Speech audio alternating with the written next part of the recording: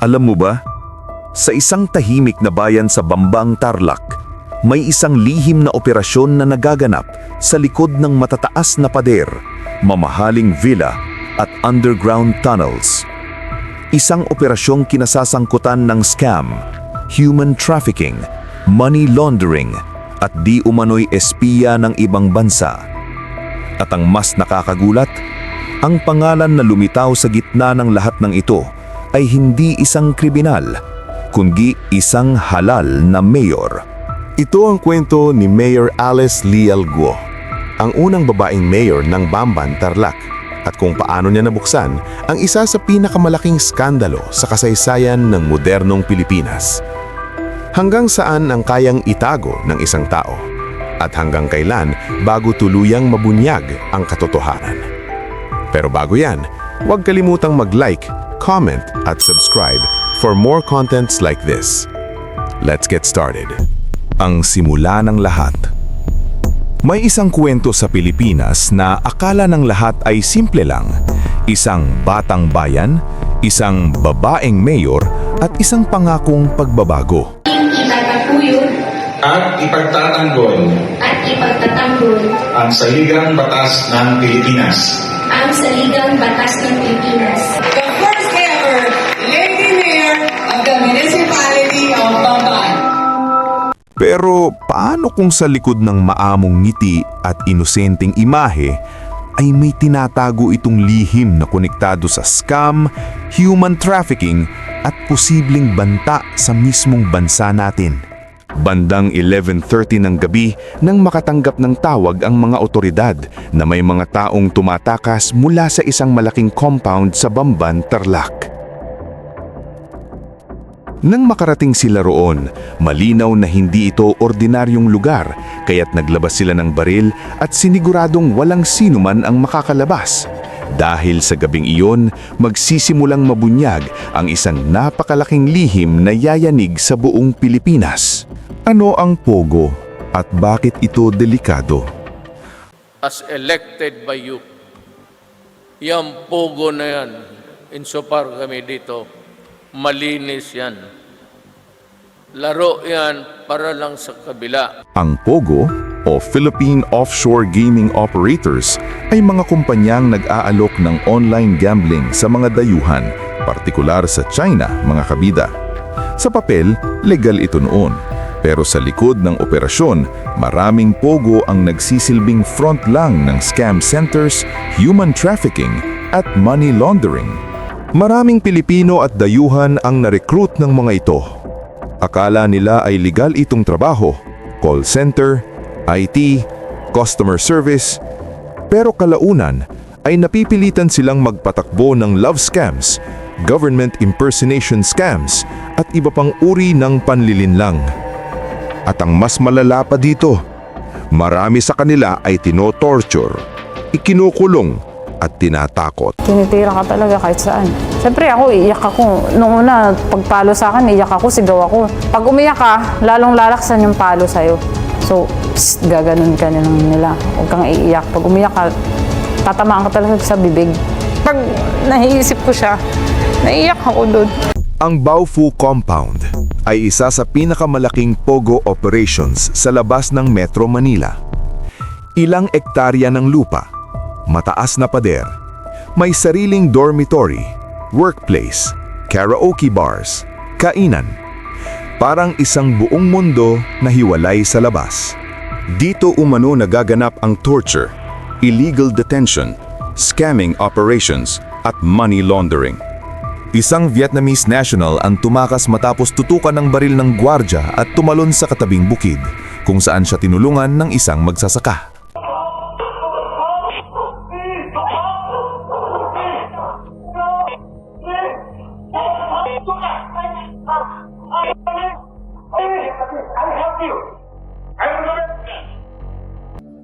Because they treat me so bad and I don't want to be a scammer. They beat me. They use hand and electric shock, high voltage. I climb on the top of the wall and I jump out the wall and I running for the second one and I jump the river and keep running. Ngulit nang pilitin siyang pumirma sa isang dokumentong magtatakip sa mga krimeng nagaganap sa loob ng compound, tumanggi siyang manahimik at dito nagsimulang mabuksan ang investigasyon. Ito ang nagbigay daan para makakuha ng search warrant ang ating gobyerno. Ang palpak na raid ng PNP. Sa kabila ng pagkakaroon ng search warrant, ang mismong operasyong dapat sana'y susupil sa ilegal na gawain ay naantala. Ang bawat minutong lumipas ay naging kritikal dahil anumang pagkaantala ay nagbigay ng pagkakataon para makapaghanda at makaligtas ang mga nasa loob ng compound. Nakuha ang search warrant noong 5:20 ng hapon noong March 12. Ngunit sa kabila nito, naantala ang pagdating ng Philippine National Police. Habang lumilipas ang oras, kapansin-pansing may mga taong unti-unting lumalabas ng compound, senyales na may nakarating na impormasyon sa loob at may nagbigay ng babala tungkol sa nalalapit na operasyon, mga kabida. Nang tuluyang makapasok ang mga otoridad, wala na ang tinaguri ang mga big boss ng operasyon. Sa loob ng compound, tumambad ang malawak na illegal activity. May mga underground tunnels, panic rooms, CCTV command centers at mamahaling alak at Chinese herbal concoctions. Patunay na ito ay sentro at utak ng isang malawak at organisadong scam operation. This was the brain center of all the operations. Everything was conjured here. Downstairs, you see an underground tunnel. They had very expensive wine here. And I guess Chinese herbal teas, concoctions of different sorts. And this would lead to the underground tunnel. That's the door to the underground tunnel. They had some sort of a panic room. Ang pangalang nagbukas ng Pandora's Box. Habang nagpapatuloy ang investigasyon, isang detalye ang biglang nagpabago sa direksyon ng kaso. Isang electric bill na iniabot sa mga otoridad. Ang nakapangalan dito ay walang iba kundi ang alkalde ng Bamban, si Mayor Alice Go. Dahilan upang bumagsak ang katahimikan at magsimula ang mas malalim na mga tanong. Bakit ang kuryente ng isang scam compound ay nakapangalan sa isang halal na opisyal ng bayan? At ano ang tunay niyang papel sa likod ng lahat ng ito? Sa puntong iyon, tila may isang kahon na biglang nabuksan, isang Pandora's box na puno ng tanong at lihim. Bakit direktang konektado ang bisang halal na opisyal sa isang scam compound? At gaano pa kalalim ang katotohanang unti-unti nang lumulutang? Ang Senate hearing at mga hindi masagot na tanong. Noong Mayo 2024, ipinatawag si Mayor Alice Go sa Senate hearing na layong alamin ang lawak ng operasyon sa Bamban, Tarlac.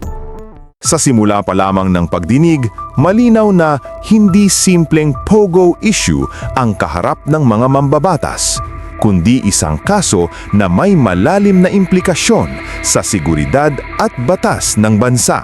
Habang tumatagal ang pagdinig, mas dumarami ang mga tanong na hindi masagot ng diretsyo ni Alice Guo. Tungkol sa kanyang pagkabata, pamilya, at mga negosyong konektado sa scam compound. Napansin ng marami ang kanyang mga hindi tugmang sagot, lalo na sa mga basic na detalye ng kanyang personal na buhay. At saan pala po kayo ipinanganak? Sa ospital ba? Sa bahay ba? Sa lying-in clinic ba? Your Honor, ang sinabi po sa akin sa bahay po. Sa bahay. Saan po yung bahay ninyo nung ipinanganak kayo? Hindi ko na po, Your Honor, hindi ko na po alam. Opo. Still, out of more than curiosity, saan po kayo nagtapos ng elementary? Homeschool po ako, Your Honor. Kasi salo po kami ng farm. So, saang homeschool provider naka-connect yung teacher ninyo? Your Honor, hindi ko na po maalala po yung pangalan po.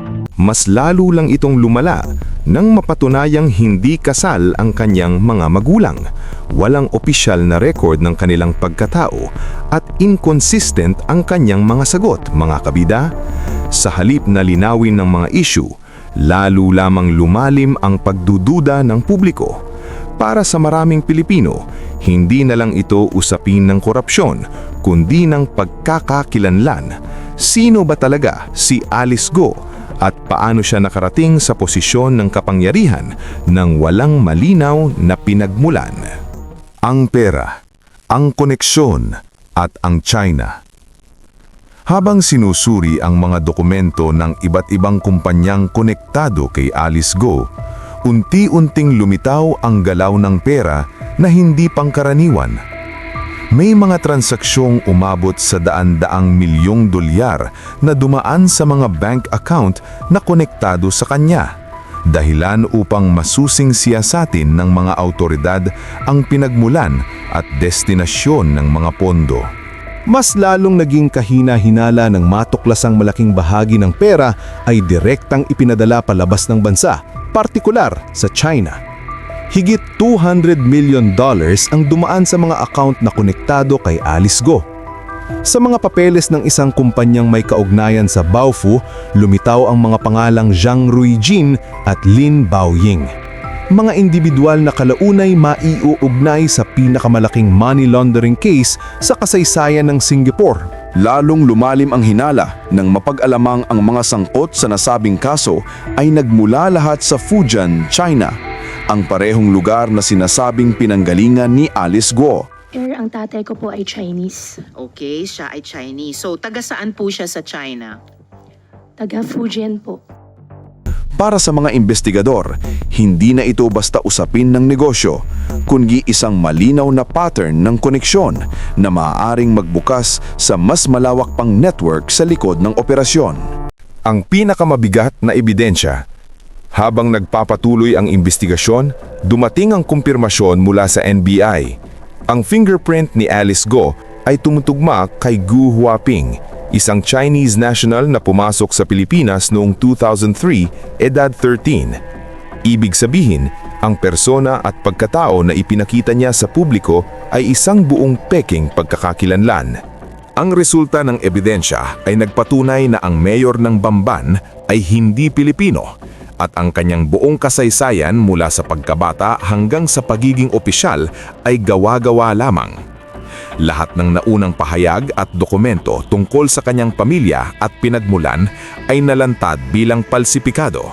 Para sa publiko at sa mga investigador, ito ay hindi lamang pagkabigla. Para maging opisyal ka ng gobyerno, simpleng kailangang Pilipino ka.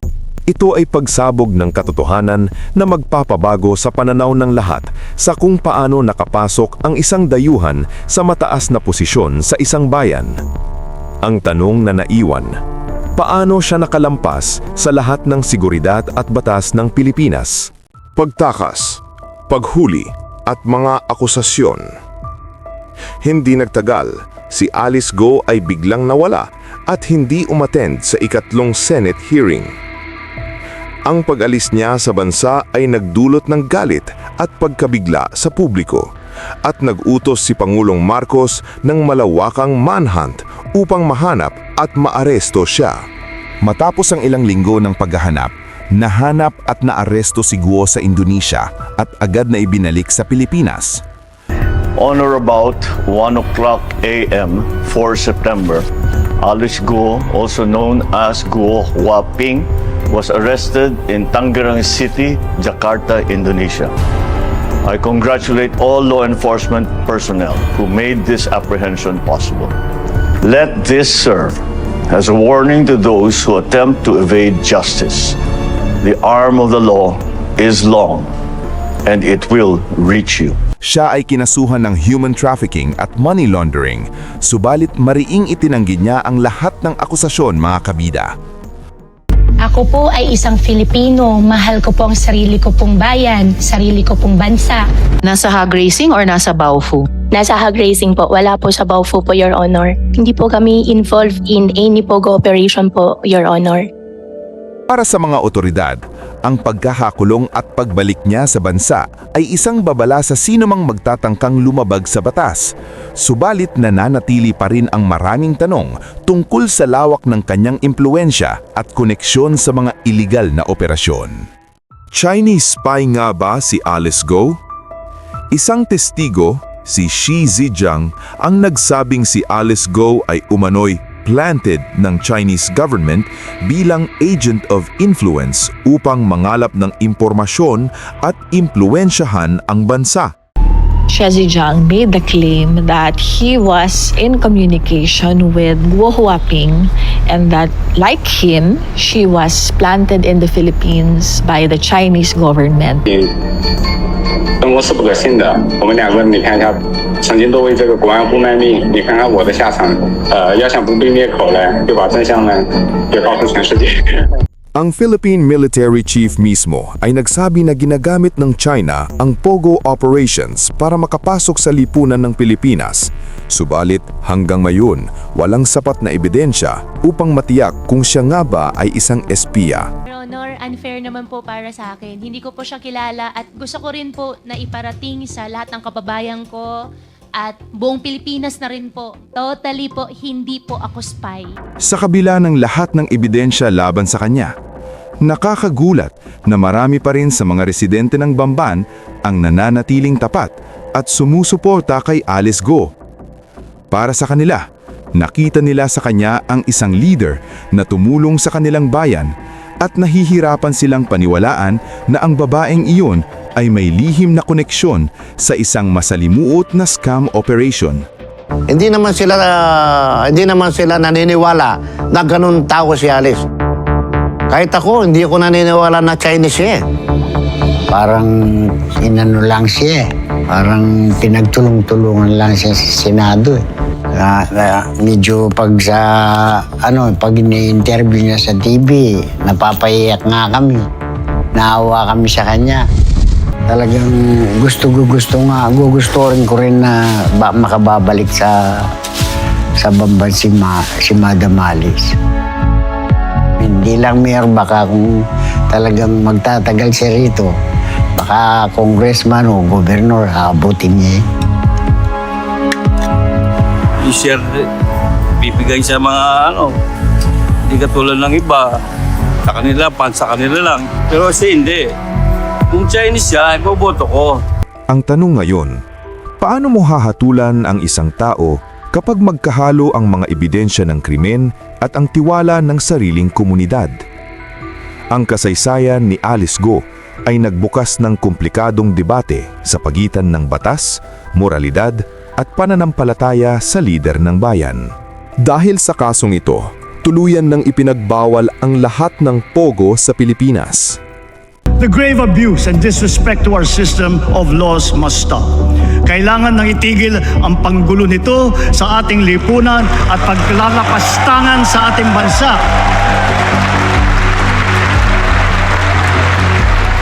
Effective today, all POGOs are banned.